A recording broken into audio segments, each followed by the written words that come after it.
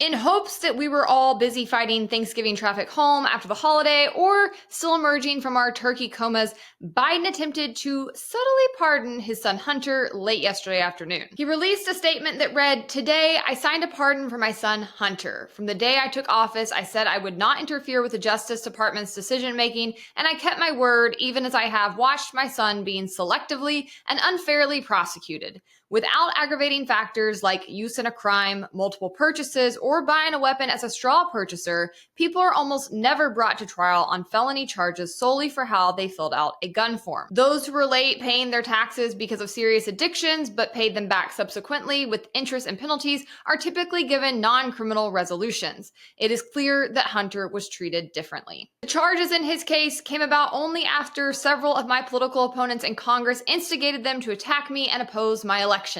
Then, a carefully negotiated plea deal agreed to by the Department of Justice unraveled in the courtroom, with a number of my political opponents in Congress taking credit for bringing political pressure on the process. Had the plea deal held, it would have been a fair, reasonable resolution of Hunter's cases. No reasonable person who looks at the facts of Hunter's cases can reach any other conclusion than Hunter was singled out only because he is my son, and that is wrong. There has been an effort to break Hunter, who has been 5.5 years sober, even in the face of unrelenting attacks and selective prosecution. In trying to break Hunter, they've tried to break me, and there's no reason to believe it will stop here. Enough is enough. For my entire career, I have followed a simple principle: just tell the American people the truth. Guys, I cannot. I'm trying so hard to get through this. Let me start over. For my entire career, I have followed a simple principle: just tell the American people the truth. They'll be fair-minded. Here's the truth. I believe in the justice system, but as I have wrestled with this, I also believe raw politics has infected this process, and it led to a miscarriage of justice. And once I made this decision this weekend, there was no sense in delaying it further. I hope Americans will understand why a father and a president would come to this decision." Guys, needless to say, by my facial expressions reading that, I have a million conflicting thoughts about this move, and I'm going to need your all's help processing them today.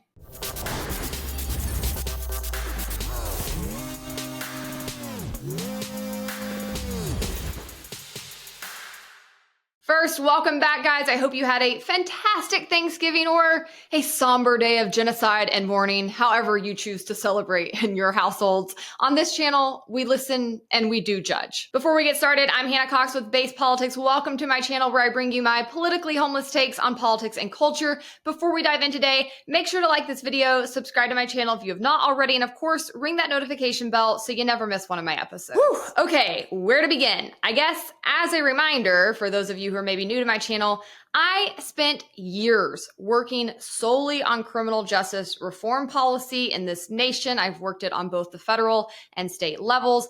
I am intrinsically familiar with the sheer corruption that is present in our system, the vast number of wrongful convictions it produces, the numbers of people we incarcerate for crimes that should not be a crime at all. And as a whole, I have always said, I think the executives in this country, which would be both the president for the federal system and the governors for the state and local systems, hold an important check and balance on the judicial system with the power of the pardon.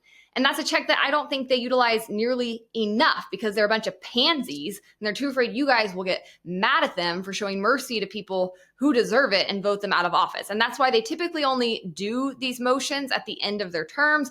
And I would say they still put up chump change numbers even then when you think about the just overwhelming numbers of people who deserve clemency or a pardon. Okay, so that's like the first thing you need to know about me and sort of like the angel on my shoulder in entering this conversation. The other relevant factor here is I am also rabidly pro-Second Amendment. I think that the majority of gun laws are unconstitutional, that they only harm law-abiding citizens, and that they are often used as sentencing enhancements, and that the conviction rates on their application have often proven them to be very biased towards people of color and poor people. So I hate most gun laws and don't even think that they should exist in the first place. So I'm not really apt to consider a case against somebody for merely lying on a gun form to be something that our government should be doing in the first place. Furthermore, I hate taxes. I think they are largely unethical. They make all of us wage slaves to the government, a government that then uses our money to torture animals and wage wars and kill innocent people and wrongfully incarcerate people, and as a whole, makes all of our lives and the world a worse place. And for the record, evading a tax burden is what Hunter has actually been convicted of. So all of that to say, my normal knee-jerk reaction here would be to support a pardon for someone who was charged with a bogus, unconstitutional gun law that shouldn't even be on the books to begin with, and for dodging their tax bill.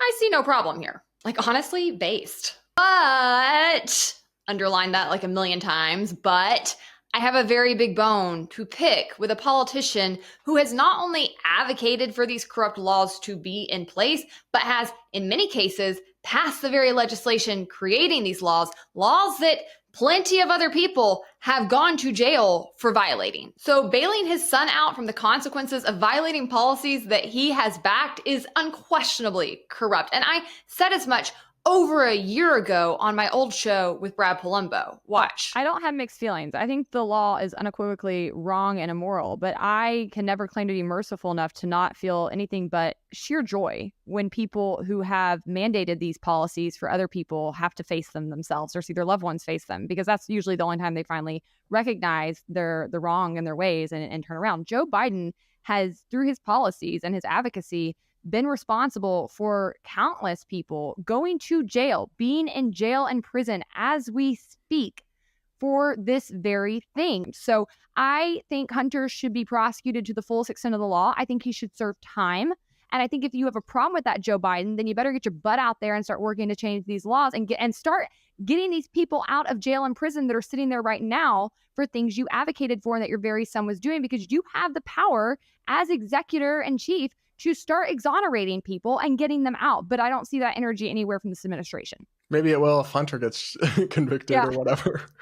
Start a landslide where he just starts letting everybody out for this one particular crime. I mean, that's what you could expect. Or he'll literally just pardon Hunter. I love that clip ends with Brad saying, or he'll literally just pardon Hunter. Like, so predictable, because that's exactly what happened yesterday. Biden hasn't come in and tried to actually overturn these laws that shouldn't be on the books over his past 4 years with immense power. He hasn't come in and pardoned other people who have been convicted for the exact same crimes. No, he literally just pardoned Hunter. As Rachel Barco, who is a NYU law professor and faculty director of the Zimroth Center on the Administration of Criminal Law, pointed out on Twitter, the Hunter Biden pardon stands out because it is so anomalous. It's not like Biden has been showing concern for people given excessive sentences or singled out for harsh treatment. Many of us clemency advocates have been urging him for almost 4 years to use this power to correct injustices, including some he created as the leader behind the insane mandatory minimum drug sentencing legislation that still exists today. But he hasn't done that and has instead settled for symbolic gestures like a marijuana pardon proclamation that did not release a single person from prison. If he stops right now, he will go down in history as someone with one of the worst pardon records because he's helped so few regular people and singled out his son. She goes on to say he should sign off on all of the petitions that have been vetted by the pardon attorney and the Department of Justice that have been recommended for granting. If a petition can get through that gauntlet, there's no reason for lawyers in the White House to spend time second guessing for political reasons. And I would agree with her. Most people probably don't even know that this exists, but at both the federal level and at the state level, there are like whole boards that are vetting cases and applications of people who believe that they should be shown some kind of clemency, and they then make recommendations to the executive. So it's not even like the president has to go and do a ton of work. There's a ton of attorneys who are already processing these things, already vetting their merits, and often make recommendations that typically go ignored because, again, they're all a bunch of pansies. And Biden's record on this truly is abysmal, even compared to other pansies. I counted 25 other pardons over 4 years. In fact, I'm putting a link in the show notes so you can go and compare him to other presidents on this front. He has done nothing on criminal justice reform, even though he campaigned on it, particularly on the death penalty, right? Like, that's what I was working on at the time that he was elected. I had overturned the death penalty in 3 states. We were given tons of assurances behind the scenes that this administration would come in and basically would get rid of the death penalty at the federal level. He hasn't done jack. And not only has he not done jack on that front, he hasn't done jack Period. I mean, nothing at all. Trump did more criminal justice reform than Biden. Say it with me, okay? Repeat it over and over. So Biden is a liar and he's a hypocrite. And he didn't just lie about what he would do on the policy front. He lied about his intentions to pardon Hunter too. He said over and over that he would not interfere, and then he did exactly that. Will you accept the jury's outcome, their verdict, no matter what it is? Yes. And have you ruled out a pardon for your son? Yes. This person on Twitter said, for what it's worth, I think Biden's pardon would have been played better if he just outright said, I lost, he's my effing son, eat crap and deal with it, than whatever this just was. And I agree, like, this is ridiculous. So this concludes my first area of conflict with this whole situation. I think the crimes were largely bogus. I think nobody should be in jail for these alleged crimes. I think pardons are good, but I also think Biden is a hack and a hypocrite who only pardoned his son, even though he has enacted many of these kinds of laws that are currently on the books, and that is inherently corrupt and should not be stood for. But there's so much more. In his statement, Biden basically said that these charges were only pursued against Hunter because of who he is, and that were it not for his father being the president, none of this would have happened to him. Poor baby. Now, to some extent, I'll agree with that, but like, he did do the crimes, okay? No one is even bothering to argue that. And while I think there was a bit of a witch hunt in going after Hunter, his argument that his son wouldn't have faced consequences for his actions and actually violating the law, because again, he is guilty, had his father not been rich and powerful, doesn't actually wash. Because again, let's think this through. Who usually bears the brunt of the justice system? Who is more likely to face consequences for their actions? Is it the kids of rich and powerful people, or is it poor people who can't afford attorneys and whose fathers have no ability to bail them out at all, much less pardon them? Like, come the F on. But even if this were true, even if the charges against Hunter were solely political, Biden himself has been notorious for pursuing political prosecutions, particularly against Trump. Like, this is the exact same argument Trump and his supporters could use over the 30 plus charges he has faced. And you know what? I would have to mostly agree, because I think most of the charges that were pursued against Trump were also bogus, were also politically motivated, would also never have happened had it not been for the Democrats trying to take out their competition. I will put one like asterisk on that. I think the Georgia charges were legit. I will fight anybody on this front. He absolutely tried to manipulate the election in this state. I have heard the phone calls with our Secretary of State. I know people who work in the office. He should have been pursued for charges over that, but they over pursued him, and that's going to fall apart. So anyways, that's kind of beside the point. But I want to know, for Democrats who are going along with this argument that Biden's putting out there, that this was like a political prosecution and therefore he deserves a pardon, like, would you be okay if Trump uses his power to pardon himself? Or to pardon many of the nonviolent people who were at January 6th? I think not. Joe Walsh, who has been super opposed to Trump, pointed this out on Twitter and said, you do all realize when Biden said tonight that Hunter never would have been charged and prosecuted if his last name wasn't Biden, that's the exact same argument Trump made about those 34 felonies, don't you? And then I love that this old tweet from Joe Biden got like re-upped in the timeline where he wrote, no one is above the law, back in May of 2024. And there's a proposed community note on it that says, by pardoning his son Hunter, not merely for a single crime, but for all actual or potential crimes he may or may not have created over an 11-year period, Joe Biden has made clear that some people are, in fact, above the law. So strike number 2 for hypocrisy. Okay, on to my third point. I know this is getting long. I told you I had a lot of thoughts. But the other thing I have thought was so interesting in watching this discourse go down over the past nearly 24 hours is that, surprisingly, many Republicans are showing Biden a lot of grace with his actions.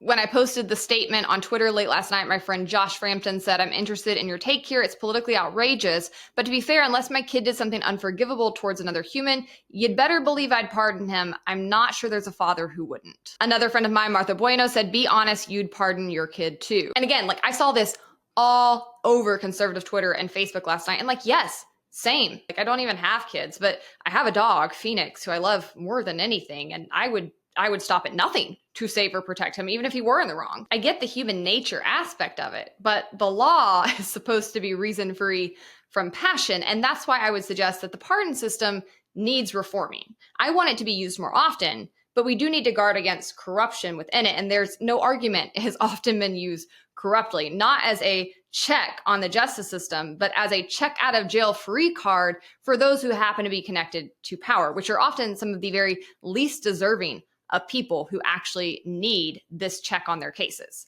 So I'm very open to that conversation. I would love to, hear or be proposed different models of accountability or different structures of what this could look like. I haven't dug that deeply into it. There probably are some great ideas bouncing around, but all that to say, definite reform. Use it more, but reform it. And while I can emphasize with Biden's love for his son and attempt to protect him, I have to say I adamantly disagree with some who are trying to say that he's being a good father, right? I've seen this pushed a lot. Like his greatest legacy will be that he was, a great father. He loved his kids. He was a family man. That's going to be the best part of his legacy. Like, no, he was a trash father. Awful. Garbage. He spoiled his kids. That's quite evident. He raised a giant loser. Like, this is gentle parenting on display. This is somebody that's come in and bailed his kid out time after time after time instead of teaching him discipline and consequences and to be a real man. Like, he is a failure. My friend Mary Catherine Ham said, I know some are going to do the whole testament to a father's love thing, but bailing out and getting your kid paid for every bad decision into adulthood is how Hunter is a man who needs a presidential pardon, and it's actually terrible parenting that hurts the people you're supposed to love. Co-signed, 100%. This is bad parenting. I think people often think there's only one kind of bad parenting where you're like absent or you dip out or you don't show them affection, but no. You can overlove your kids too, okay? I've talked about this in my Boy Moms episode, but this is a tremendous problem in our society where parents are raising people who are maladaptive and cannot actually participate as normal people in society because they have been so coddled and so spoiled because they have never had to face hardships. And that is also a form of bad parenting. And on top of all of that, I also just fundamentally do not believe that this was an action simply portraying a father's love. No. It was self-serving and self-protection as well because of what comes next, which brings me to my fourth point, which is that there is something much bigger at play here besides just getting Hunter out of trouble for not paying his taxes or filling out a gun form incorrectly. Now, to open the show, I read you Biden's statement about his executive action to issue Hunter a pardon. I did not read you the actual executive action itself, which curiously contains information Biden chose to exclude in the public-facing statement. So if you scroll down in the executive action, it says that Hunter is being given a full and unconditional pardon for those offenses against the United States which he has committed or may have committed or taken part in during the time period from January 1st, 2014 through December 1st, 2024, including but not limited to all offenses charged or prosecuted, including any that have resulted in convictions by the special counsel. Yeah, this is a lot deeper, guys. While I think the pardon system needs reforming, I think that blanket pardons should be banned entirely. This is insane. It is one thing to pardon someone or to give them clemency for a case that has been not only pursued but litigated against them and where all facts, as best we can tell, all facts have been made known about it. It's fine to use your check and balance to go back and re-examine that and decide if there were wrongful conclusions, if there were bad laws on the books in the first place. There's a million reasons why that should exist. But blanket pardons, where you were saying that I am essentially giving this person a get out of jail free card for anything that they may have done, which is known to us right now or not known to us right now. There's no actual facts on the table here, but just in case, covering this entire time period of their lives, absolutely not. I don't know how this ever got put on the books in the first place. That is against the entire intentionality of the pardon system in the first place. My friend Leighton Woodhouse on Twitter said, Joe Biden trying to deceive a federal judge into signing a sweetheart plea deal to immunize his son from unrelated charges, then lying about not pardoning his son when he was still the nominee, then reversing himself after his party lost and pardoning him anyway, just shows the deep affection of a loving father to his troubled son. Really, only a monster couldn't see that. Hilarious. Robbie Suave also said, Joe Biden did this. He pardoned his son not merely for an unserious gun charge that most people agree should not have been brought against him or anyone else, but for all potential criminal activity over a period of time covering his obvious attempts at foreign influence peddling. Not Trump, Biden. And the fact that I have seen pretty much no one on the left have a peep to say about this blows my mind, because I do think there are very credible, serious accusations, not only against Hunter, but that could, in fact, actually also indict the rest of the family, particularly Joe Biden himself, if they bear out to be true that he is trying to make sure never come to the surface. And this is where I rest my case, because I bounce back and forth with these like conflicting, yo-yo sort of opinions of like, this has a good point, but here's a counter. This is a good point, but here's another counter. And then I get to this where I'm like, there is no legitimate excuse for doing this. None. In conclusion, I do suspect where there is smoke, there is fire, particularly with this family. I think that the accusations of influence peddling and related financial misconduct, they need to be investigated and brought to the surface. We absolutely need to know if people in elected offices and their families are participating in this kind of conduct. This family is unquestionably corrupt in my book. And Biden has definitely, at the very least, enabled his son's criminal activities, and no president should be able to pardon themselves or their families from crimes without some kind of accountability or check on their power. Now, Biden was not the first corrupt president, and he will not be the last, which is why we need to have accountability structures in place to hold those who are in office to account to the law and to the people they are supposed to be there representing. But I would also say that those who are rightfully criticizing the lack of accountability in this case should also apply that to things like the Supreme Court's decision blocking presidents from being charged with crimes as well. Being in office should not place you or your family above the law. If anything, they should be more strictly scrutinized and punished more harshly when they break it, given the fact that they are the ones enacting it in the first place and that the rest of us have to live under. So when all is said and done, I think that will actually be the legacy of Joe Biden, a trash father, one of the worst presidents in our history, somebody who consistently tried to wield power against his opponents and evade accountability for himself and his family. I will say history won't remember you kindly, Joe Biden, but to be honest, it's not going to remember you at all. All right, guys, I hope you liked this episode. Make sure to like the video, subscribe to my channel if you've not already, and if you want even more content, you can follow me on Instagram, Twitter, or TikTok.